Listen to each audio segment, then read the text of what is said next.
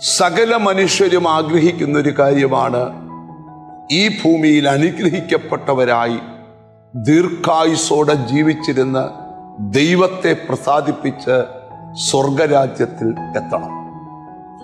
ഇന്ന് അങ്ങനെ ഒരു സന്ദേശമാണ് കർത്താവ് നിങ്ങൾക്ക് തരാൻ പോകുന്നത്.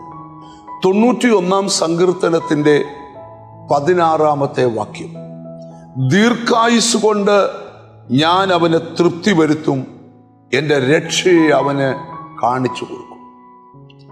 മനുഷ്യജീവിതത്തിൽ മരണം എപ്പോൾ വേണമെങ്കിലും സംഭവിക്കാം. യേശുക്രിസ്തുവിനെ രക്ഷകനായി സ്വീകരിച്ചൊരു ദൈവ പൈതലിന് മരണത്തെ ഭയമില്ല. കാരണം മരണം കൊണ്ടെല്ലാം അവസാനിക്കുകയല്ല, മരണം കഴിഞ്ഞാലും വീണ്ടും ഒരു ജീവിതമുണ്ട്. അതാണ് യേശുക്രിസ്തുവിൽ വിശ്വസിക്കുന്ന ഒരു ദൈവ പൈതലിന്റെ ധൈര്യം. എന്നാൽ ഇവിടെ ബൈബിൾ പറയുക, ബൈബിളിലെ ഒരു വാഗ്ദത്തമാണ്, നിനക്ക് ദീർഘായുസ് തരാം. ആയുസ് മുറ്റാതെ ഒടുങ്ങിപ്പോയിട്ടുള്ള ധാരാളം പേരുണ്ട്. കൊറോണ എത്രയോ മനുഷ്യ ജീവിതത്തെ കൊയ്തെടുത്ത് കളഞ്ഞു. അപകടങ്ങൾ, മാരക രോഗങ്ങൾ, പൈശാചിക ബന്ധനങ്ങൾ എത്രയോ പേരുടെ ജീവിതത്തെ ആയുസ് തികയും മുമ്പ് അസ്തമിപ്പിച്ച് കളഞ്ഞു. എന്നാൽ സങ്കീർത്തനക്കാരൻ വെളിപ്പെടുത്തുക, നിനക്ക് ദീർഘായുസ് കൊണ്ട് തൃപ്തി വരുത്തുന്ന ഒരു ദൈവമുണ്ട്. നീ വാർദ്ധക്യത്തിലും പച്ചവെച്ചും പുഷ്ടി പ്രാപിച്ചും ഇരിക്കുമെന്നാണ് വചനം.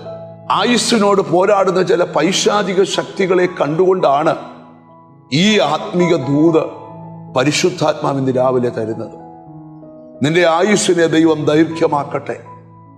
ദീർഘായുസ് കൊണ്ട് അവൻ നിനക്ക് തൃപ്തി വരുത്തട്ടെ. മാത്രമല്ല, ദൈവത്തിൻ്റെ രക്ഷയെ നിനക്ക് കാണിച്ചു തരട്ടെ.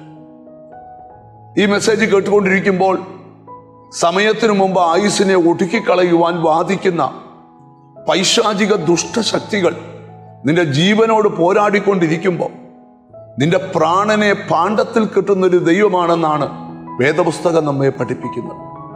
മരണത്തിൽ നിന്നുള്ള നീക്കുപോക്കുകൾ ദൈവത്തിനുള്ളതാണ്. ഈ ദിവസങ്ങളിൽ ചില നീക്കുപോക്കുകൾ തരട്ടെ.